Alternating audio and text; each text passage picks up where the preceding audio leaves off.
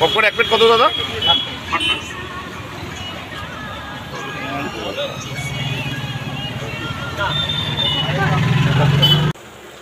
মাছ দুটো দেওয়া হয়ে গেছে, এবার ভালো করে একটু নাড়াচাড়া করব।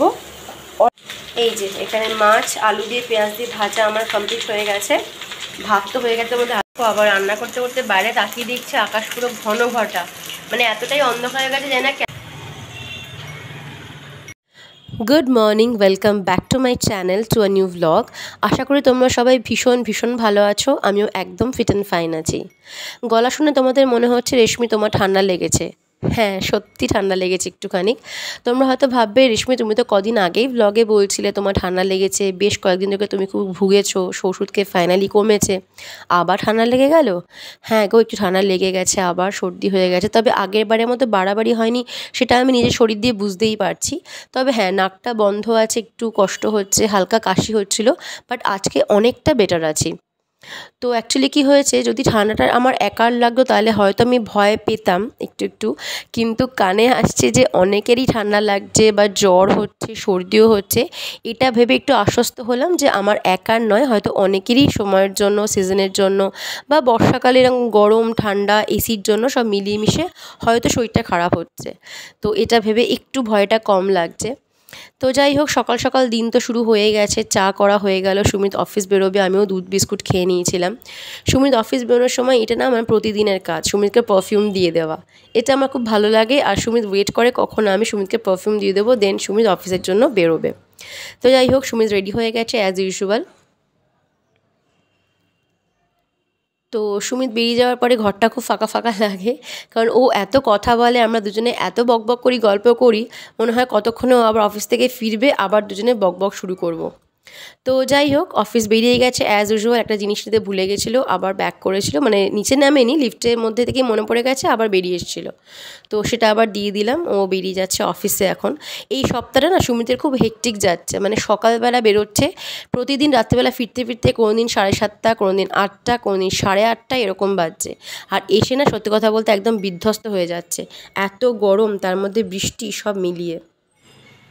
তোমাদের একবার আকাশটা দেখাই, আকাশের রংটা খালি দেখো, কুচকুচে কালো। সুমিত অফিসে বেরোলো আর এই হচ্ছে আকাশের অবস্থা, মানে কীরকম মেঘ করেছে দেখো একবার খালি, বাপরে, যখন নামবে না আকাশ ভেঙে বৃষ্টি নামবে। সুমিত বেরিয়ে গেছে অফিসের, আমি রান্নাঘরে চলে এসেছি। রান্নাঘর মোটামুটি সকালবেলা ঘুম থেকে উঠে আমি গুছিয়ে নিই, টিপটাপ করে নিই, মুছে টুছে সব কিছু একদম পরিষ্কার পরিচ্ছন্ন করে নিই। গ্যাস মোছা, স্ল্যাব মোছা, সব কিছু এভাবে পরিষ্কার করে নিই, ক্লিন করে নিই। তো এই হচ্ছে সকালের চায়ের বাসন। আর এই বিস্কুটটা না তো আমি আর খেতে পেরেছি, না সুমিত খেয়েছে, এক্সট্রা হয়ে গেছে, ফেলতে সত্যিই খারাপ লাগছিলো, এবার অনেকক্ষণ ফ্যানের তলায় ছিল বলে, এসি চলছিল বলে নরম হয়ে গেছে, তাই ফেলতে বাধ্য হয়েছি। তো এই, আর সুমিত মাছ নিয়ে এসেছে, আজকে পোনা মাছ করবো। তো এই হচ্ছে মোটামুটি রান্নাঘরের সিচুয়েশান, এখন দেখে নাও। এবার শুরু হবে রান্নাঘরে রান্নার জোগাড়। এখানে মাছের মধ্যে আমি নুন হলুদ দিয়ে দিয়েছি, দিয়ে মাখিয়ে নিয়েছি। এখানে বসিয়ে দিয়েছি কড়া, আর এখানে কেটে নিয়েছি পেঁয়াজ। তো পেঁয়াজ দিয়ে ঝাল করব, যেটা অনেকদিন করা হয় না, ওই কী বলবো, দো পেঁয়াজি টাইপের আর কি প্রিপারেশন, সেটাই করবো আজকে ভাবছি, যেটা বহুদিন করিনি। মাঝখানে শুধু ঝোল আর খেয়ে গেছি, মানে পাতলা ঝোল আর কি, তোমরা দেখেওছো সেটা ব্লগে। তো আজকে ভাবলাম সেরকম কিছু করবো না, তো আজকে একটুখানি পেঁয়াজ দিয়ে ঝাল করা যাক। ধোঁয়া উঠে গেছে বুঝলে, এবার দিয়ে দিই।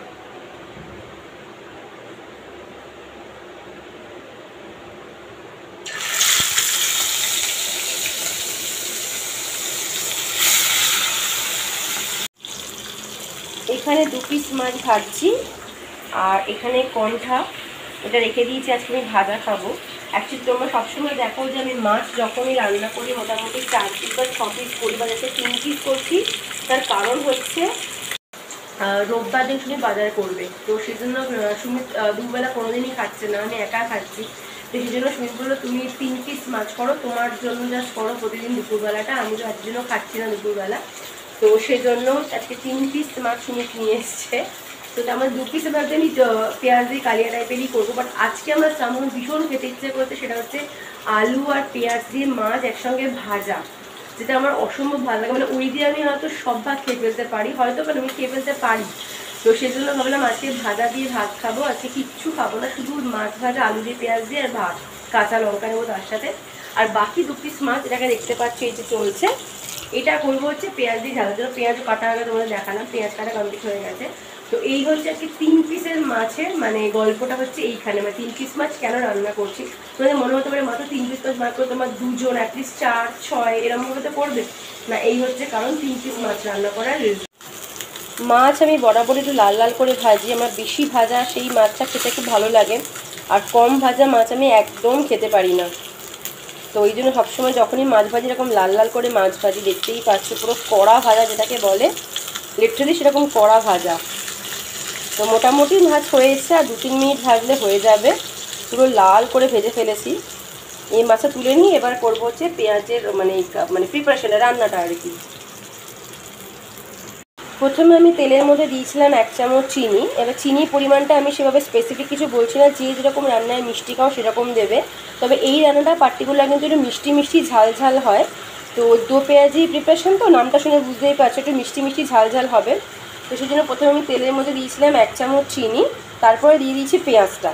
এবার পেঁয়াজটা একটু ভাজা ভাজা হবে, আর সামান্য দিয়েছি নুন, যাতে পেঁয়াজটা সফট হয়ে যায় তাড়াতাড়ি, নাহলে পুড়ে যাবে, সফট হবে না।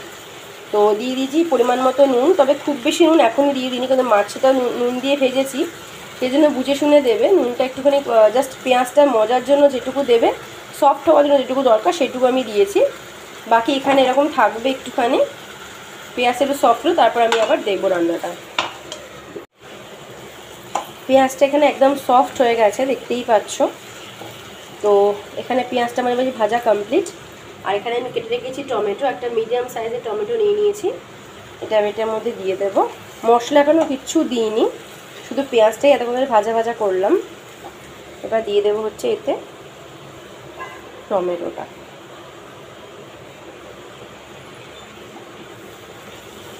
দুটো মাছ তো সেজন্য আমি খুব বড় সাইজের টমেটো দিইনি, একটা মিডিয়াম সাইজের টমেটো দিয়েছি, গোটাটাই দিয়ে দিয়েছি, কারণ টক টক একটু হলে বেশ খেতে ভালো লাগে।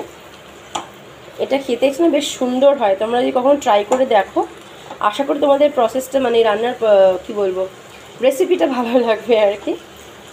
তো ট্রাই করে দেখতে পারো একবার। আর সাইডে আমি এখানে ভাতটাও না বসিয়ে দিয়েছি, বুঝেছো, আমার একার মতো দেখো কয়টুকু চাল। তো জলও নিয়েছি হাফ কন্টেনারের জায়গায়, তো এই মোটামুটি বসিয়ে দিয়েছি। এটা তো এখন ভাজবো না, যেটা খাবো আর কি দুপুরবেলা, এর জন্য আলু আর পেঁয়াজটা খালি কাটবো, বাকি এটা তো করে রাখছি কালকের জন্য।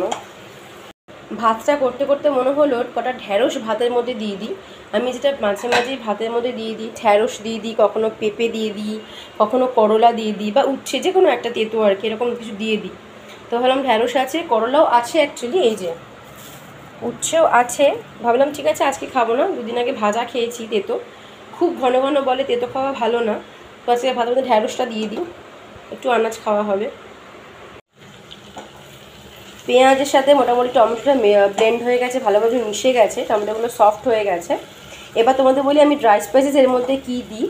সেরকম কিচ্ছু না, জাস্ট হলুদ আর লঙ্কা গুঁড়ো, আর কিচ্ছু কিন্তু দিই না এর মধ্যে, আর কোনো মশলাপাতি না।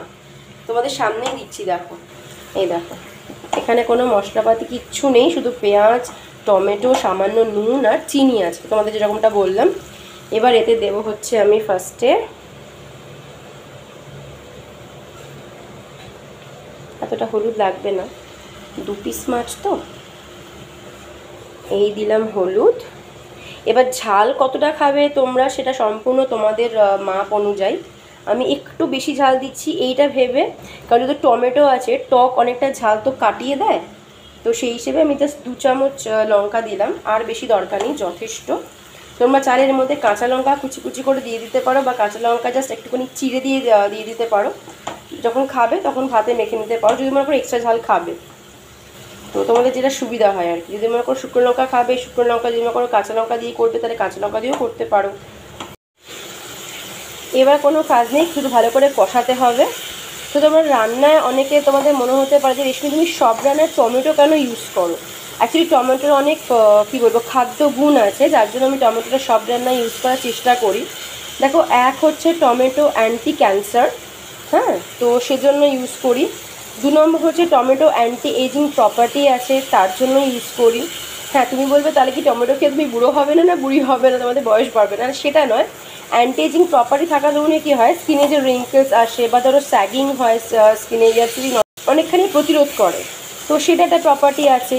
এবার যদি বলো যে অ্যান্টি ক্যান্সার, তাহলে তো অতি অবশ্যই আমি বলবো ইউজ করবে। অল্প জল দেবো এখানে একটুখানি, জানি কারণ মশলাটা পুড়ে গেলে তেতো হয়ে যাবে।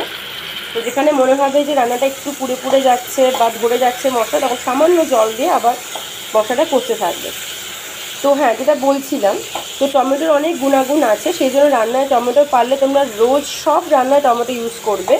যে রান্নায় টমেটো যায়, আমার মনে হয় টমেটো এমন একটা সবজি বা এমন একটা আনাজ, যে যেভাবে দেখো না কেন সব রান্নাতেই টমেটো যায়।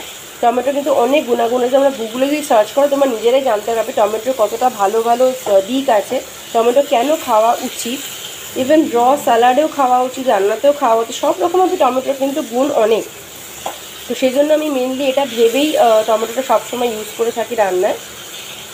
আর কালার তো হবেই, টেস্ট ভালো হয়, এগুলো তো অ্যাডিশনাল আছেই ব্যাপার। এই দেখো এখানে সমস্ত ড্রাই স্পাইসেস দেওয়ার পরে মশলা দিয়ে ভালো করে কষানো কমপ্লিট হয়ে গেছে। কি করে বুঝবে মশলা যে মানে কষানো কমপ্লিট হয়ে গেছে? জাস্ট খানিকক্ষণ খুন্তি নাড়াবে না, দেখবে সাইড দিয়ে এরকমভাবে তেল ছেড়ে দিয়েছে, মানে তোমার রান্না কষানো কমপ্লিট হয়ে গেছে।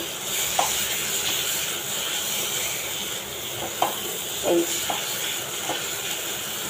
আমার ফোনটা না মাঝে মাঝে ডিস্টার্ব করছে, কিছুতেই ঠিকঠাকভাবে দেখো প্রপার জুম নিচ্ছে না, ফোকাস নিচ্ছে না, আউট অফ ফোকাস হয়ে যাচ্ছে, কি হচ্ছে জানি না, ফোনটা এত ডিস্টার্ব করছে না। এখানে দিয়ে দিয়েছি মাছ দুটো, এই যে মাছ দুটো দেওয়া হয়ে গেছে। এবার ভালো করে একটু নাড়াচাড়া করব, অল্প গরম জল দেবো সামান্য, কারণ এটা পুরো রান্না, দেখো মাছটা ভাজা, মশলা পুরো রান্না করা, আলাদা করে তো সেদ্ধ করা কিছু নেই, শুধু একটু গ্রেভিটাকে স্মুথ করার জন্য সামান্য গরম জল দিয়ে, মানে 3-4 চামচ বলতে পারো, কারণ এটা এরকম তেল কষাই হবে। সাইড দিয়ে জাস্ট তেলটা মানে থালায় রাখবে যখন, সাইডে একটু তেলটা বেরোবে, এরকম প্রিপারেশন আর কি এটা। তো জাস্ট 3-4 চামচ গরম জল দিয়ে একটু ঢেকে রেখে নামিয়ে নিলেই হয়ে যাবে।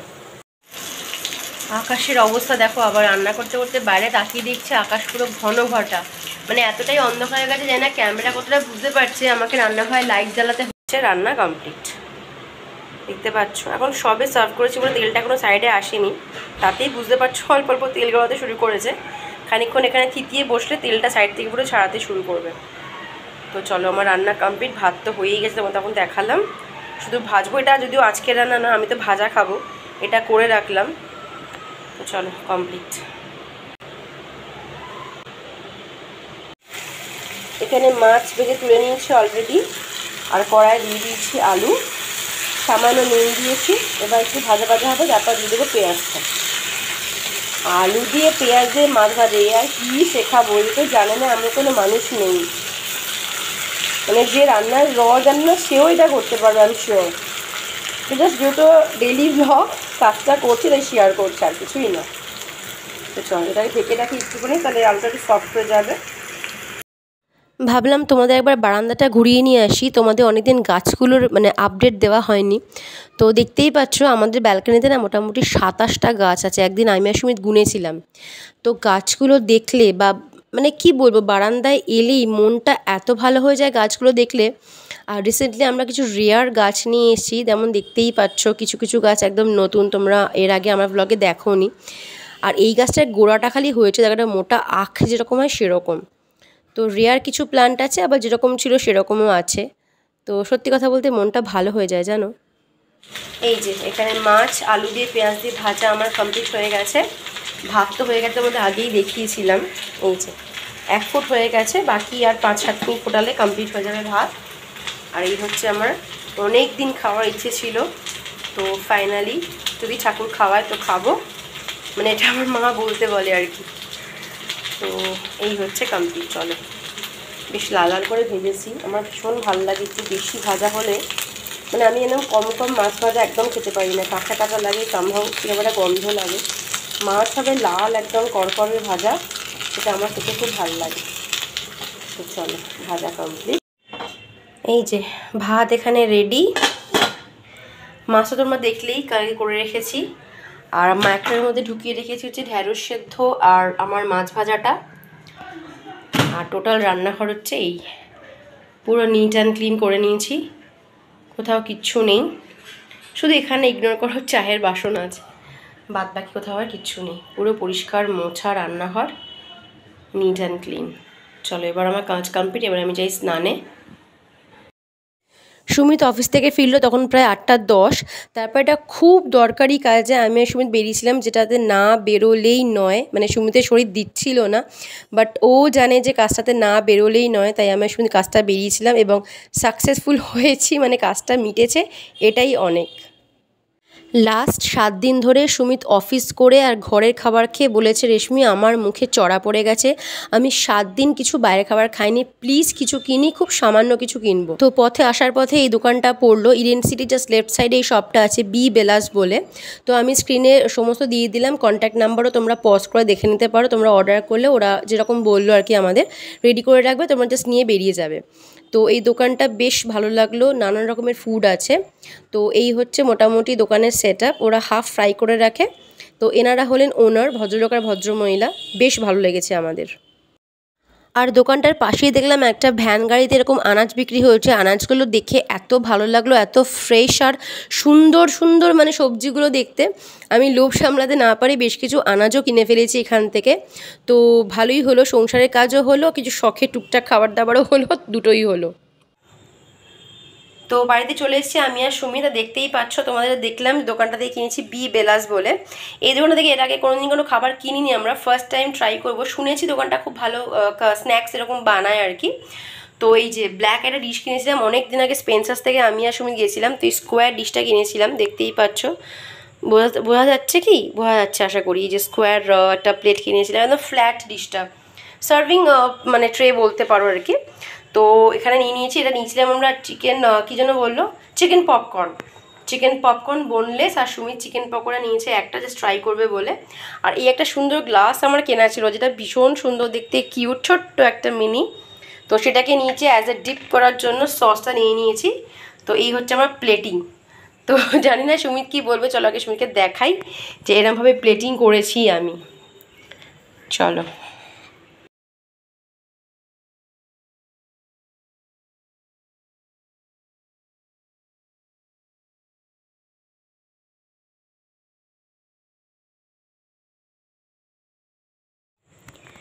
সো এই হচ্ছে আমাদের ডিনার, দেখে নাও, এই যে রুটি, এই হচ্ছে তড়কা, আর এই হচ্ছে আচার, সেম সুমিতেরও তাই, রুটি তড়কা আর আচার।